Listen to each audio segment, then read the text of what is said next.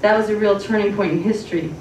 Eventually, the cloning of animals transitioned from feed to selected animals bred as the perfect pets. There are few animals left on the planet, as most have become extinct with the destruction of our habitats. Factory farming quickly became outdated as less land was available and more efficient ways of mass-producing food became possible. In the same period of history, climate change was the topic of debate. The majority of people were still in denial when the impacts of the change, as it is now referred to, began to be felt. Just as renewable energy options were being developed, peak oil hit, crippling the economy and crashing the stock market. Tremendous numbers of people were left homeless and incapacitated. Food was scarce. The remaining farmlands had been transformed into what we know as suburbia, leaving enough land to produce the food needed in densely populated areas. Folks were stranded out in the middle of nowhere, dying of starvation. Few remembered how to live off the land. No one imagined life without electricity. The changes in temperature, rising waters, and lack of clean water sources only worsened the conditions. They say it was the biggest disaster of all times, almost resulting in extinction of our species. Fortunately, our political officials were able to step in and save the day.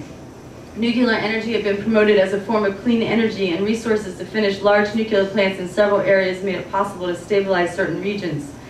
In time, the remains of civilization were built far away from the nuclear reactors to prevent further disasters. The plants were able to be controlled by remote, and the areas surrounding the plants became dead zones where few ventured. Most knew of the dangers at the time, but supported the plants in order to maintain their comfortable lifestyles. Even so, drastic measures had to be taken to rein in the amounts of energy used due to the increasing population. Restrictions were also placed on families as to the number of children allowed per household. Cloning children became popular. Women could create their ideal child, even choose hair and eye color, and could decide to birth the baby herself with the conveniences of new medical discoveries, or have the child birth in the lab. Most women opted for the second choice, as the more natural methods were becoming a bit outdated. Babies were microchipped before they left the hospital or lab to ensure parents that the child's identity could not be mistaken and for future safety. Microchipping had become popular when the massive earthquakes caused by the rapidly melting glaciers started occurring as a way to keep families united. Chipping became so commonplace that you could track every item you owned as well as be tracked yourself. No longer is the idea of personal property. What limited resources exist are equally divided between the common folk. Only a few elite government officials that live outside the community have access to special resources that others do not. Funny how there's so few people out and about on such an overpopulated planet. No reason to really be outside these days. The air quality is still toxic from the residues of the massive aerosol spraying program initiated to slow down the impacts of climate change. Some overly sensitive folks still have to wear their masks outdoors. Younger generations seem to have adapted, yet have no desire whatsoever to be outside. They are accustomed to being in a climate-controlled environment where the air is continuously filtered. Everything feels so untouchable, sterile, and cold. Hard lines outline the massive structures that seem to pile on top of one another. Even the interiors of the buildings appear the same everywhere you look. Inside, people are herded through elaborate maze-like passages, tunnels that move large numbers of people efficiently without bumping into one another. Everyone seems to be familiar with the routine. There's no need for the distinction of days or weeks, as every day is the same with very little deviation. Jobs are divided into new and different categories: science, government and policy, and distribution of resources. Everyone works for the greater good. The growing population, although currently under control, does pose a future threat to our species, and life on other planets seems to be the only viable solution. A lottery will determine which families establish life on other planets first. It's an exciting time for the leaders of our world. Deep in the crevices of one's mind, unsettling thoughts bubble to the surface. Remembrance of a time when the world was a different place, a time when the earth was adored, and the cycles of Mother Nature revered and her beauty abounded. How do the choices we make today affect the future world passed down to the children of tomorrow? What actions will we take today to ensure that the future generations will be able to retain a connection to our Mother Earth, as an essential part of all life?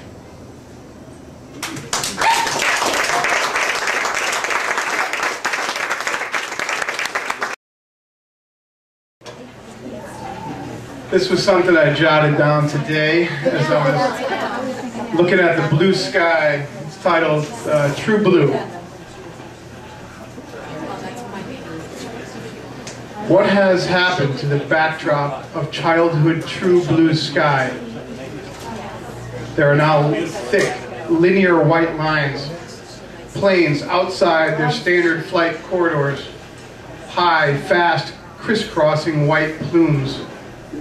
I want to take deep, youthful inhales of clean, clear blue sky, but now my breath is guarded, cynical.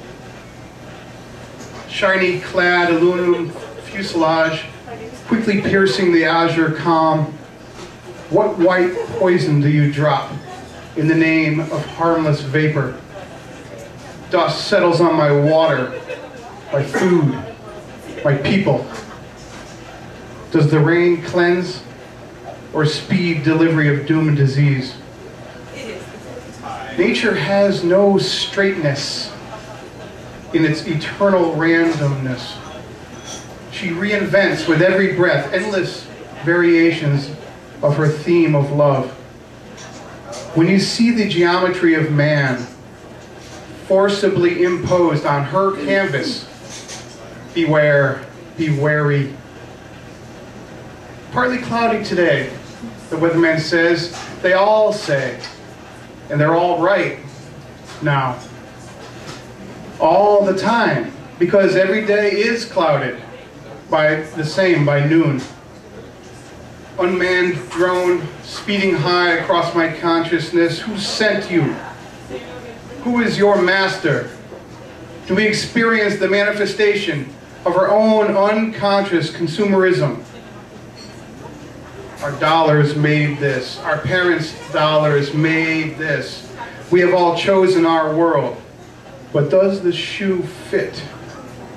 I want my own style, my own placard. I want it blue.